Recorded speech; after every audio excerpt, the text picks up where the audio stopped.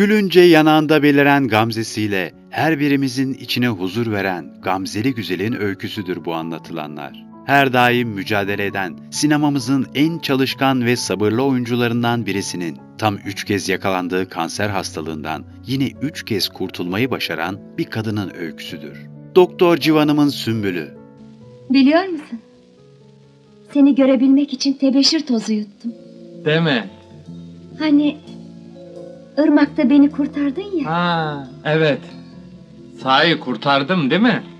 Orta Direk Şaban'ın Baharı. Şaban müjde! Şimdi radyo söyledi. Erkan olimpiyat şampiyonu olmuş. Sevinmedin mi? Gitseydim ben de olurdum. Ay çok şekersin. Melek yüzlümün meleği. Ne diyeceksen çabuk de. Babam görürse canımı okur. Şaşkınlığımı bağışla. Seni gördüğüm günden beri bir tuhafım. Sinemamızın her daim bahar kokan kadını Bahar Öztan'ın öyküsü sizlerle. 11 Ağustos 1962'de İskenderun'da dünyaya gelir Gamzeli güzelimiz. Babası memur Arif Cerrahoğlu ve annesi Aysel Hanım'ın 4 çocuğundan en büyüğüdür. İlkokulu İskenderun'da bitirdikten sonra ailecek İstanbul'a yerleşirler. Çocukluğu ve gençliği İstanbul'da geçer. Zaman geçip de Bahar Öztan'ın güzelliği artmaya başladıkça bazı ajanslardan oyunculuk teklifi alır. Ancak annesi Aysel Hanım razı gelmez kızının artist olmasına. Bu teklifleri aldığında henüz lisededir. O yıllarda annesini kaybetmenin acısını yaşar. Daha sonraları hayatımdaki en büyük eksiklik annesiz büyümekti diyecektir. Ekranlarda ilk kez bir saç şampuanı reklamıyla görünür. Bu reklamın hemen ardından Başak Gürsoy ajansı kapar güzel oyuncuyu. Arka arkaya 30'dan fazla reklam filminde oynar. Televizyonda tek kanalın olduğu bir dönemde sürekli onun reklamlarını görür izleyici. Özellikle Hulusi Kentmen'le çektiği reklam halk tarafından çok beğenilir. Herkes onu televizyondan tanır ama kimse ismini bilmez. O yüzden yolda gören herkes Gamzeli Güzel diye hitap eder. Gazetelerde ondan Gamzeli Güzel diye bahsedince lakabı öyle kalır. Reklam filmlerinden sonra dönemin en popüler eğlence araçlarından fotoromanlarda boy göstermeye başlar. Özellikle Barış Manço ile yer aldığı fotoromanlar büyük ses getirir. Bu kadar reklam filminde oynayıp halkın beğenisini kazanıp sinemada oyunculuk yapmamak olmazdı. Ardı ardına gelen tekliflerin arasından Bahar Öztan ilkin sinemaya girip girmemekte tereddüt yaşar. Ama çevresinin desteğiyle Beyaz Perde'ye ilk adımını Aydemir Akbaş ve Ahu Tuğba'nın başrollerinde olduğu Şaşkın Milyonerler filmiyle atmış olur. Bak Süheyl'im, o Ceyar denen herifi bir an evvel boşa. Anlamadım. Ceyar'ı boşa, beni al. Seni mi? Kimsin sen? Hemen ardından Sönmüş Ocak ve Aşk Dediğin Laftır filmleri gelir. Filmlerine bir Kemal Sunal ve Fatma Girik klasiği olan Kanlı Nigar'la devam eder.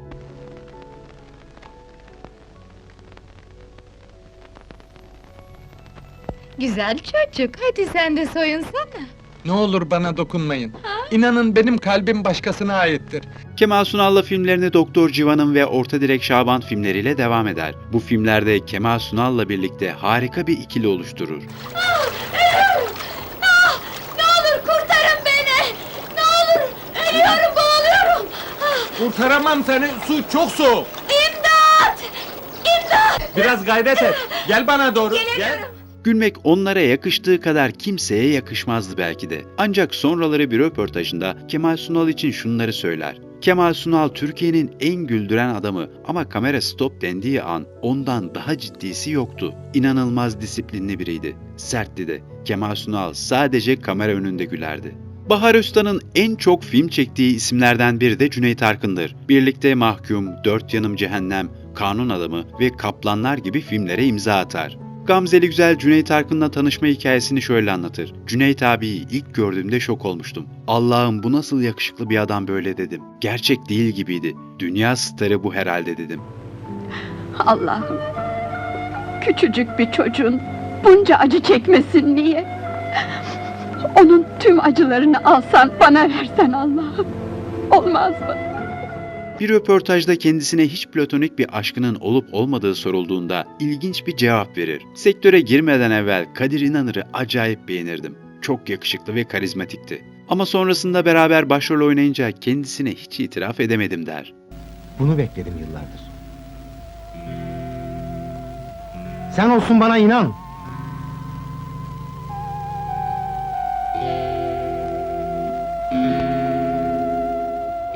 Hem drama hem de komediye bu kadar yakışan oyuncu çok azdır sinemamızda. Bahar Öztan onlardan biriydi. İlyas Salman'la Aptal Kahraman, Fakir Milyoner ve Ava Giden Avlanır filmlerini çeker.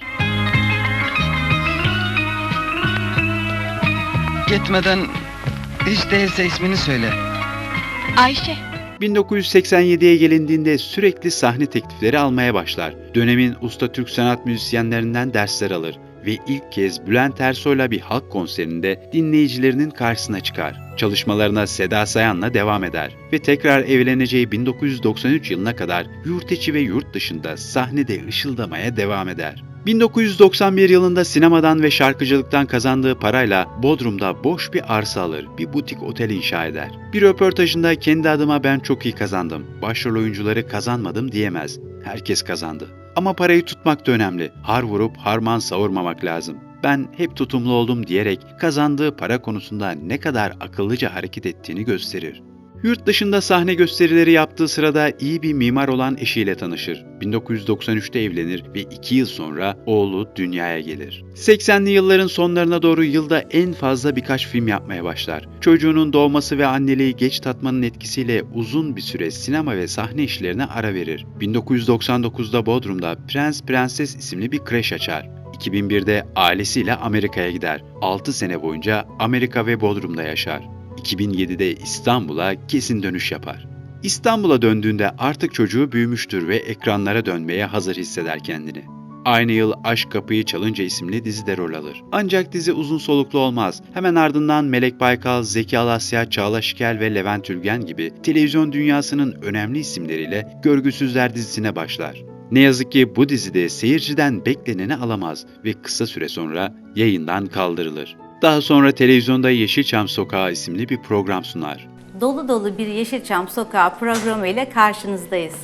Bu haftaki konuklarım Türk sinemasına gönül veren ve 200'e yakın filmde imza atan usta oyuncu Eşref Kolçak. İstediği film ve dizi tekliflerini alamasa da oğluyla birlikte sakin ve huzurlu bir hayat sürer Gamzeli güzelimiz. Ta ki bir gün karnında bir rahatsızlık hissedip de doktora gidene kadar. Hastanede yapılan tetkiklerde rahatsızlığının midesinde değil, rahminde olduğu ortaya çıkar ve 2015 yılında Bahar Öztan'a yumurtalık kanseri teşhisi konur.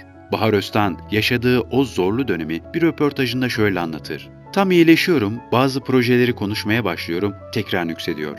Hastalık 3 kere nüksetti, 3'ünde de tekrar başa döndüm. Çok meşakkatli, çok sabretmemiz gerekiyor. Küçük şeylerden büyük dertler çıkaran biriyim. Sanırım beni kanser eden bunlardı. Hayat üzülmek için çok kısa, pozitif olmalı. Her şeyi kafaya takmamalıyız. Hastalığın bana öğrettikleri bunlar. Tüm hayatı mücadeleyle geçen bir kadının öyküsüydü bu anlatılanlar. Bahar Öztan sadece hastalığında değil, sağlığının iyi ve en popüler olduğu zamanlarda da durmadan çalışan, sabreden ve bunların meyvesini de alan biriydi. Şimdilerde oğluyla beraber Bodrum'da sakin bir yaşam sürmekte. Bir yandan geçmişin tatlı anılarına özlem duyarken bir yandan da gelecek için hala umutlu. Umarız sinemamızın gamzeli güzelini ekranlarda tekrar görebiliriz. Umarız sağlık ve mutluluk hep onunla olur. Bu tarz videoları daha sık görmek için kanalımıza abone olup bildirim zilini açabilirsiniz. Bir sonraki videoda görüşmek üzere. Sağlıkla kalın.